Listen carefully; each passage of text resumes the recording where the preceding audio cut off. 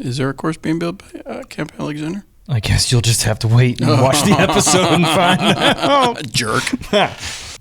Working 9 to 5. Negative What a way to 0.5 make a and living. 3. What a way to throw a disc. All right, ready? Here we go. I'm ready. Let's do this right now. Let's do this. Hey everybody, welcome to this episode of the Disc Golf Answer Man. I am Bobby Cool Daddy Slick Breeze. I got my Eric National College Disc Golf. I didn't know they had a hoodie, shirt, whatever that is. It is a shirt. Nice. Yeah. When did you get that? You didn't know that they had I know that they existed, but I didn't know they had like merch. Oh yeah, they've got merch. They got merch for days. How are you doing this week, Eric? I'm great. No complaints at all. We had some nasty weather roll in last night. We did. It could have been worse. Like they were calling for terrible storms, tornadoes, hail, all that fun stuff. And we got like just a little rain. Well, it was weird because I got to the house that I'm staying at and I could hear thunder, and then it rained for literally 20 seconds and then it stopped, and then I had to go do a Walmart run. Yeah. And so I was driving to Walmart and I saw thunder, I heard thunder, I saw lightning. Thor? And then it was super windy when I went in. And then when I came back out, it was raining, and then when I got home, it was stopped raining. Yeah. The storms were like east and west of us, moving northeast. I felt like it got to us and then split. Yeah. It didn't really ever, produce much, which is good, I guess. I mean, I feel like I'm old here as of what I'm getting ready to say, but we need the rain. We need the rain. What's that episode of The Office when they try to get Phyllis to say like 5 sayings or something about when it rains? They're doing bets throughout the whole episode. And if she hits it, they leave at noon or something like that. Yeah. Oh, it's good. Oh my goodness, that was so good, so good. Okay, so what do I have going on? I'm doing great. I'm staying at an Airbnb here while I'm working here in Emporia, Kansas, which is great. I got to do a little practice run on my hoverboard. I'll post a little preview video here so you can see it. But, did you fall? I did. I almost, so there's a place in the warehouse where there's like a little dip in the concrete, but I wasn't going full force, but I was going pretty fast, and all of a sudden I hit that dip, and I was like, whoa, thankfully I just abandoned ship, and I jumped off, and I didn't crash, so. Good. But I was a little. Be careful if you're going on that side of the warehouse. Why? There's a dip, like there's a gap in the concrete, and you will. So, like, it was one of those, like, all kinds of things going through my head, like, oh, my God, I'm going to get hurt. My fiance is going to be mad at me. They're all going to laugh at you. I know they're going to laugh at me and stuff. So, I wasn't filming, though. That was another thought. I was like, crap, that would have made for good video. I'm sure the security cameras got it.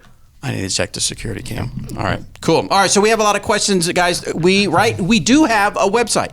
We do. You can go to discgolfanswerman.com. It'll send you to kind of a one-pager where you can get a link to the audio version of the episodes and links to the video versions. However you want to watch or listen, you can do that. And it also has a link where you can submit your questions. So get your questions in. And today we had a little brainstorm Disc Golf Answer Man meeting. Me and Eric did. Until we have a lot of things planned. We're excited to dig right into the different types of interviews, different types of shows we have coming on for the Disc Golf Answer Man. So I'm excited. And we've updated our backdrop. Somebody made a comment on the video and said, "Are you guys like in a closet?" Or? Yeah, right. Look at it.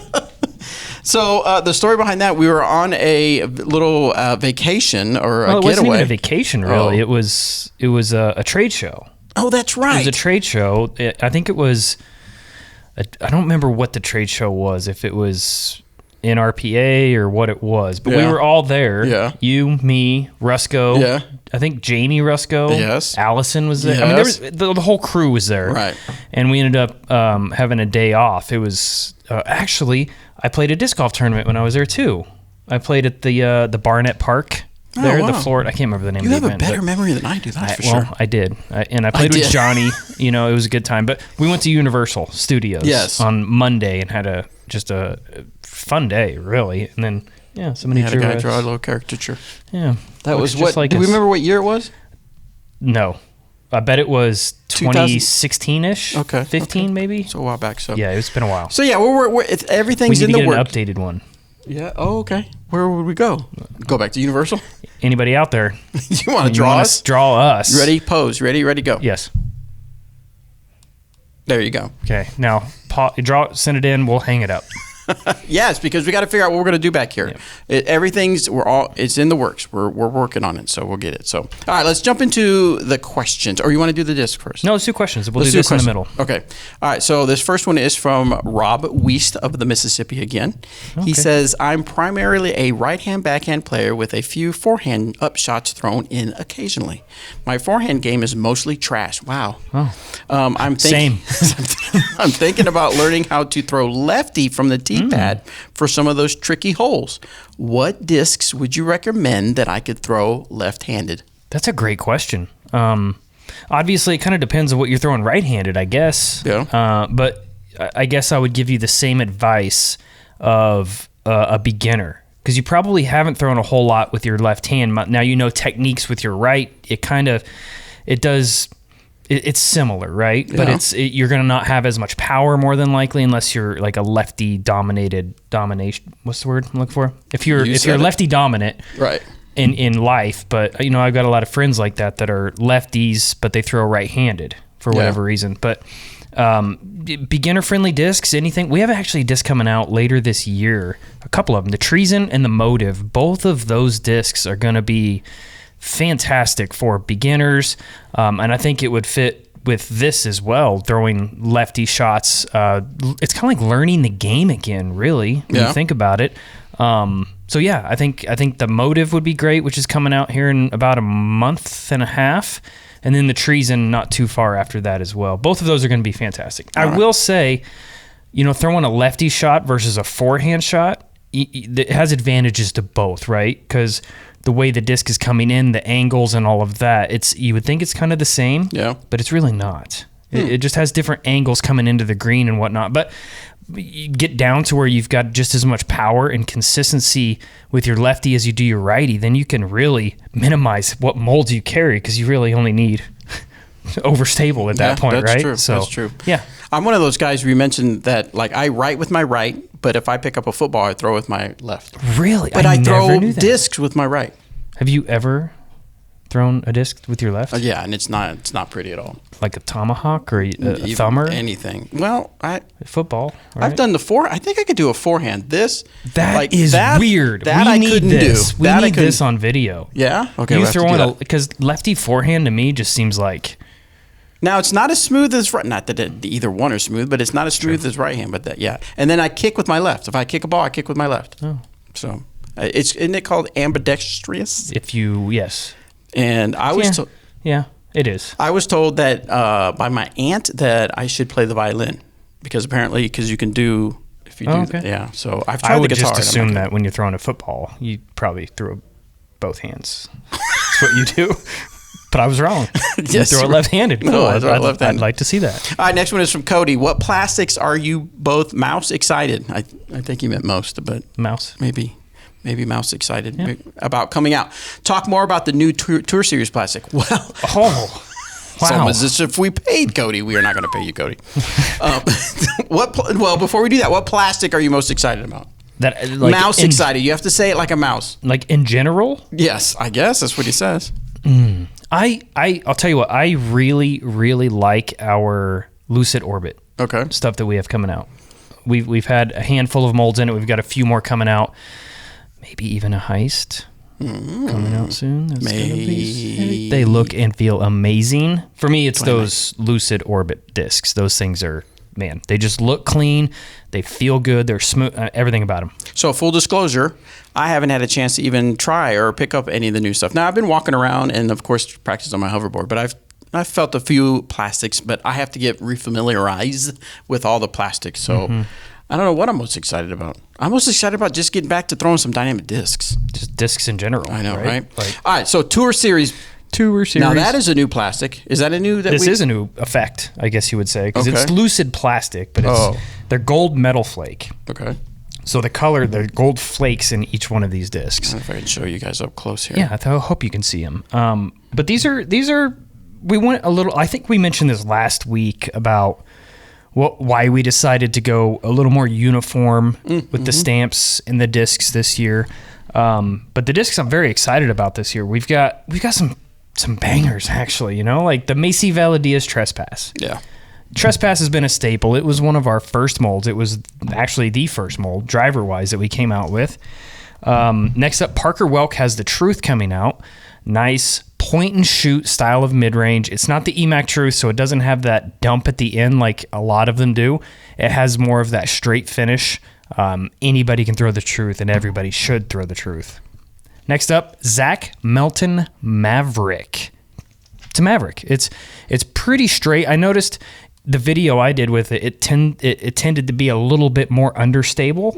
I just edited that video, and you said that. Yeah, I He's did. not lying. He really did said that. I did say it. He really said it. I did. And it's a little flippy, but it's... He said that too, at the end. I did. Man, that's flippy, Eric. I did say that. You guys will find out soon. Yeah. But to me, it's not as like beefy as the X versions that we've released in the past. Okay. So it's a little straighter. I think it's going to be a fan favorite. So it sounds like something I need to try out. I 100% Can I have one, Zach? Zach, if you're watching, can I have one of yours? You Just know let me watching. know. Here's another one I think you need. The Raven Klein Vandal. Vandals are great. Yes, I love the Vandal. I think I mentioned that last week that the Vandal is like my most, I think it's the most underrated disc that we offer. It's just so good. Just pick up a Vandal. And then Evan Smith, he's new to the team this year. A Getaway. Are you familiar with the Getaway at all? It was out when you were here. Oh yeah, I have a Getaway. It's got some stability to it. This one does. I think you can put a lot of pop behind it. Fantastic disc. For me, if it's windy, then the Getaway is a good one. Yeah, I could see that. Mr. Burridge went with the Felon this year, and this is going to be a popular one. This isn't as overstable as the X Felons, as like we've done in the past as well. Yeah. But that X Plastic tends to be a little bit more dumpy, a little more stable. This seems to be more user-friendly, so it's going to fly. If you have a bigger arm, more arm speed, you're going to get a little straighter flight out of this particular Felon. But I would say the majority of disc golfers, this Felon is going to fly like a Felon is supposed to. So. Okay. And last and certainly not least is the Ty Love Justice. Everybody needs a Justice in their bag. Just a utility disc, very overstable, predictable, great wind flyer, great approach disc. I see a lot of players throwing forehands with them, and you can really just put some power into this disc, and it's not going to flip over. So these can all be picked up on Thursday. March. March. Yes. You could probably pick them up in March too. But yes, May 22nd. May 22nd. They'll be available on our site and already at your favorite disc golf retailer. Yeah. So be sure to check them out. Support the team. Fantastic individuals here. If you're wanting to know more information, you can go on our Instagram. I should be finishing up some videos today, just super short, where Eric went out and threw them. If you want to watch the full video, go to his YouTube channel. He's got it to where he tried to beat his GBO score using these discs. And then I cut them up into little short reels. So if you want full length, Eric McCabe. If you want bite size, go to Dynamic Discs Instagram, and should be on the YouTube channel. I'll have them posted out there as well. Yeah. So as shorts. So anyway, check those out if you want more info. Figure out which is best for you. All right, let's get back to the questions. Back to questions. Joshua, how do Getaways fly compared to the Escapes? Also, is there any word on if the old Sockibomb Felon molds are going to be made again, but under a different name? So first, Getaway versus Escape. Getaway versus Escape. So they're both 9 speeds. Yeah. The Getaway is going to be quite a bit more stable. It's going to have that predictable fade at the end of the flight as where the Escape, and obviously this is for me throwing the disc. Yeah. The Escape tends to hold straighter, or I can get it to hold over on a turnover shot out of the box.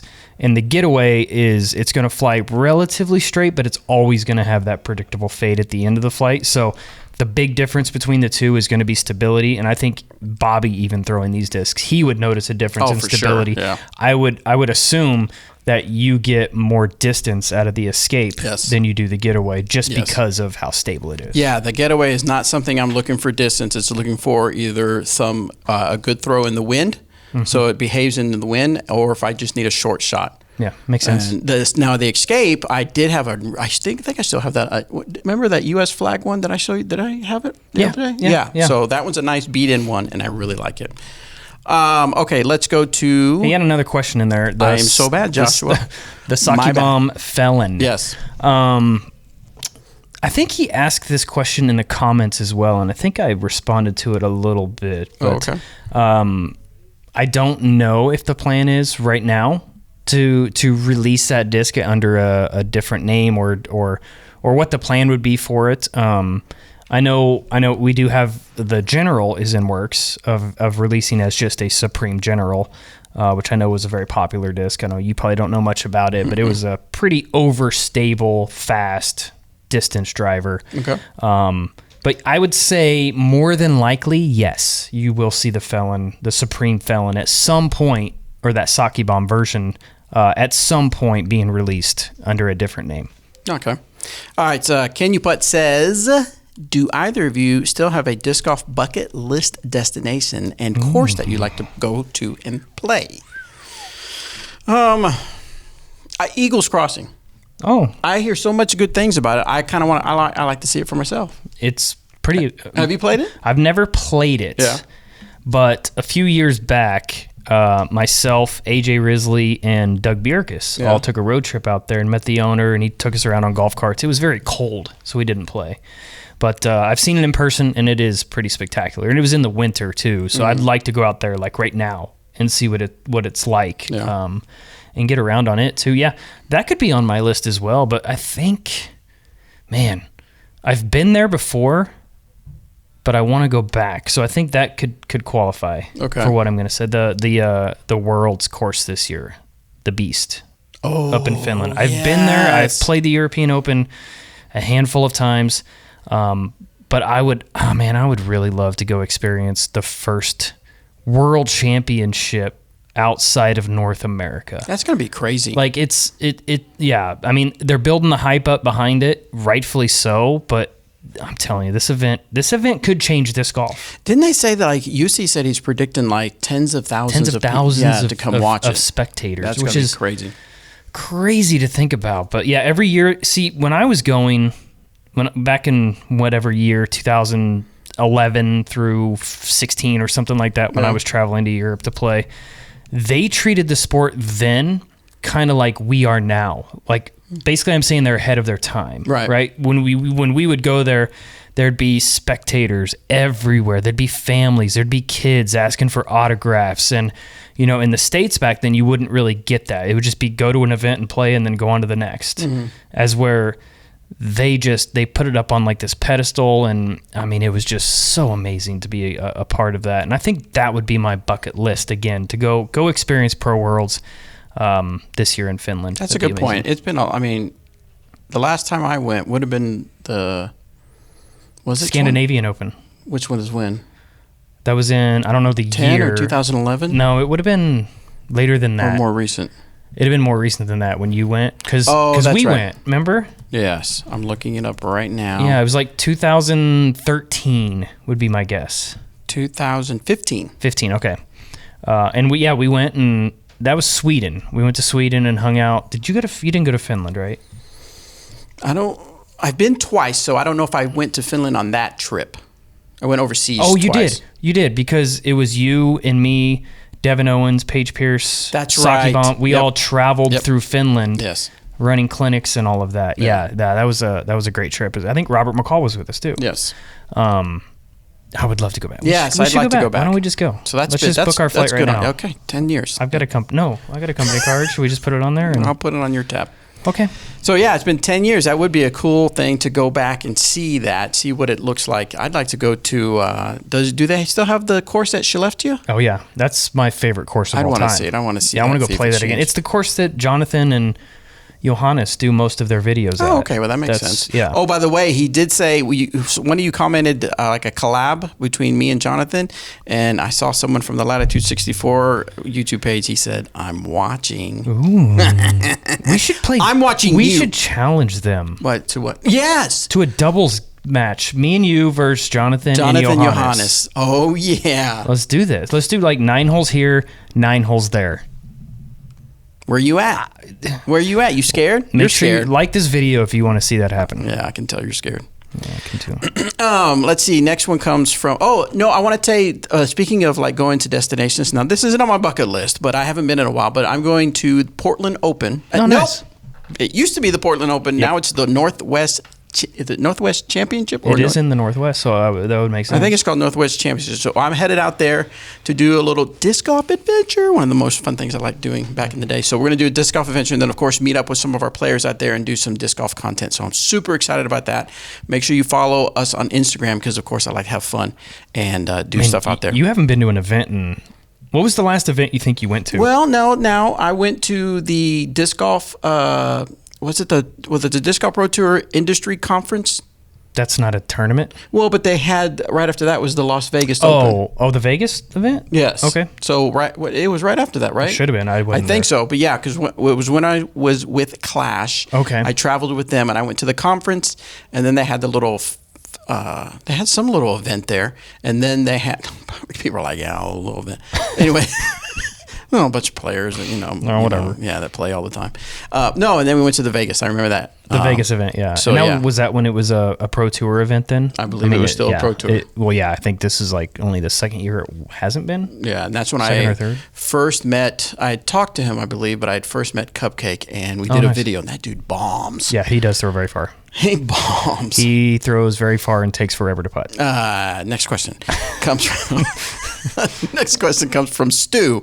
Should the Professional Disc Golf World Championship Tournament be the very last Pro Tour type event of the season? Instead of being held in the middle part of the year with 2 to 3 playoff events held just prior to that. Here's what's funny, and you're going to get this a lot until probably I'm in this for the next 6 months to a year. You're going to get a lot of these things where I'm going to say, this is the same thing that people have been talking about over and over again. I remember way back in the day, and I'm not, Stu, I love the question, Stu, because it's a valid question, but it's something that's always been talked about as far as the Pro Worlds. When should it happen? How long should it be? Shouldn't it be like a marathon in a sense to really test people's stamina and skill? Cream rises to the top. Yes. Yeah. So, but what is your opinion right now, Eric? So I get the mindset behind wanting to put it at the end of the year because, I mean, the Super Bowl at the end of the season.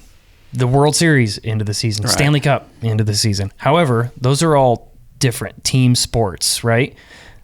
In golf, which is closest to us, is they have their 4 majors every year.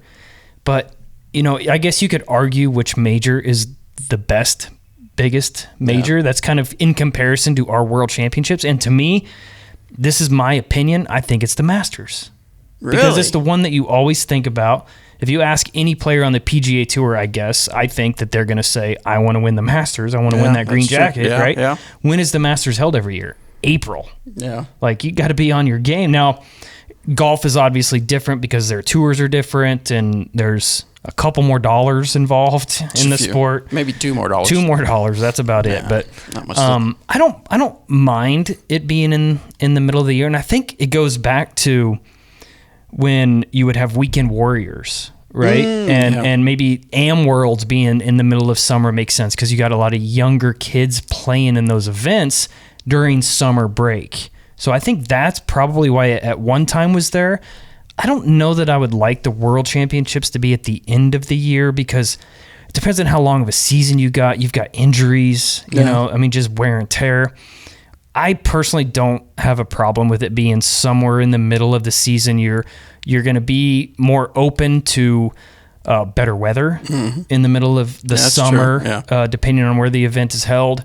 A lot of key factors come into play in my mind for the World Championships to be in the middle of the year. And then as far as the format goes, I think it should be more rounds. Because when you won it, how many rounds? Like 7.5 rounds. Yeah. And now it's just a 4-day, right?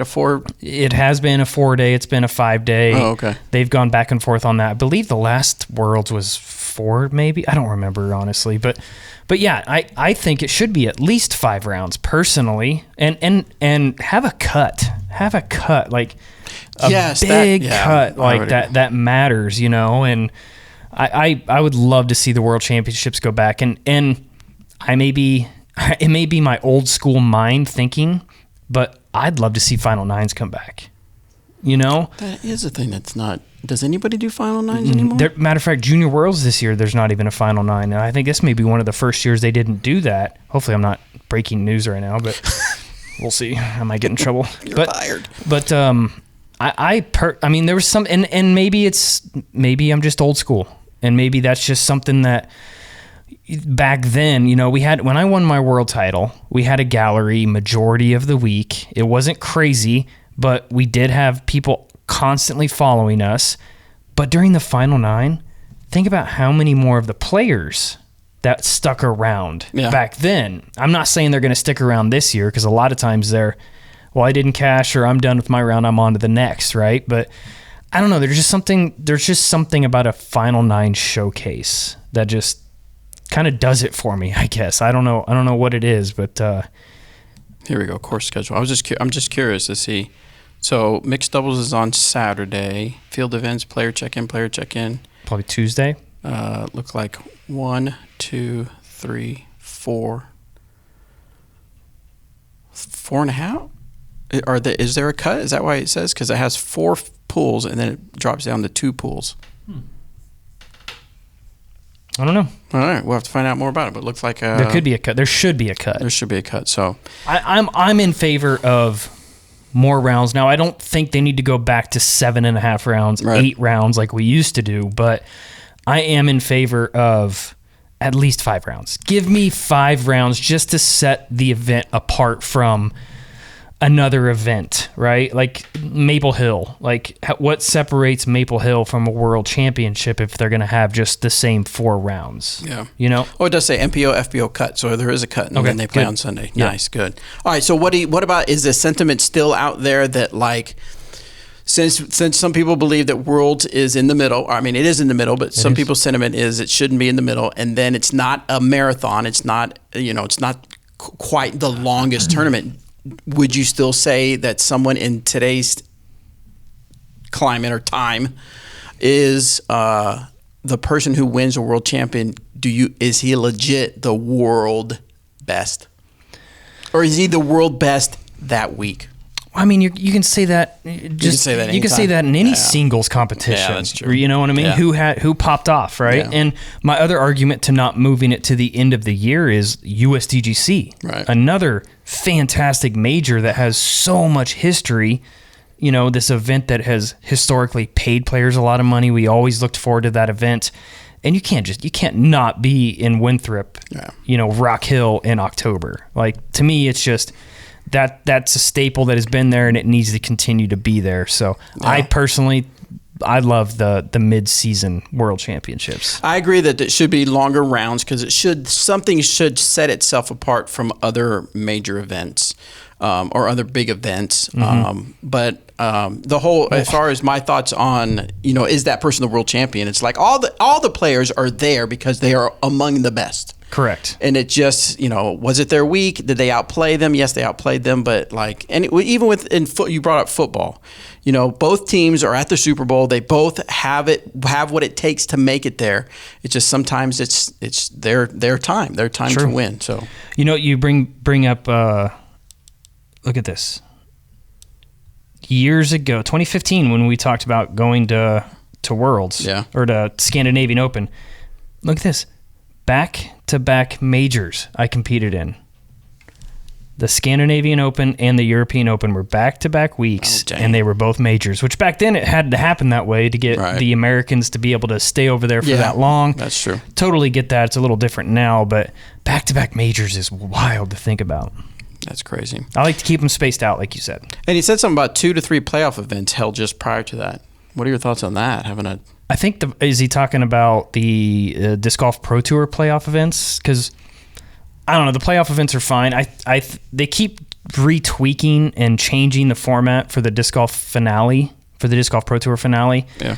And I kind of wish they would just stick to their guns on something. Yeah. I mean, it's tough to host. That's a whole nother topic we could get on at some point, but that's a whole nother thing. It typically happens the week after USDGC, after everyone's already kind of fried from that event. And now all of a sudden we got this Disc Golf Pro Tour event, the finale that pays what, 35 grand to the winner. Yeah. Like, man, that's a lot of mental capacity to try to work through during those 2 weeks. So. All right, this one's from Steven. He says, hey guys, hope all is well. I have had a question for some time now, and I really want to know if this was just rumors or actually something that was maybe still is planned. A few years ago, I heard that there could be a course built out by Camp Alexander. And when I heard this, I thought it would make for an amazing course, as you would have elevation, water shots, wooded holes, open shots, etc. I guess my question is, can you squash the rumor, or are there plans to actually build a course out there? And if not, why not?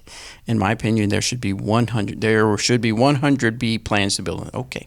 Thank you guys for all you've done for the sport and continue to do. Can't wait to see what the future brings. Now, before explain to people, our listeners that aren't familiar with the area, Camp Alexander. Camp Alexander. It's a little property just to the east of town. It's out on the way to New Life disc golf course. It's a camp. It's a summer camp is what it is. It's I believe it's nonprofit, privately owned. They have some bike trails there. They have two pretty good sized ponds. They have a lot of activities over the summer and into the fall.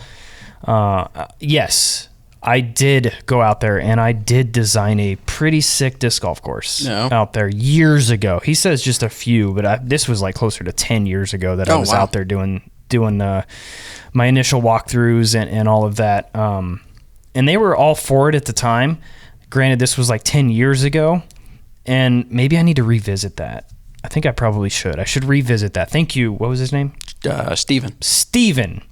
Thank you. I'm going to do that. I'm going to revisit this to squash the rumor.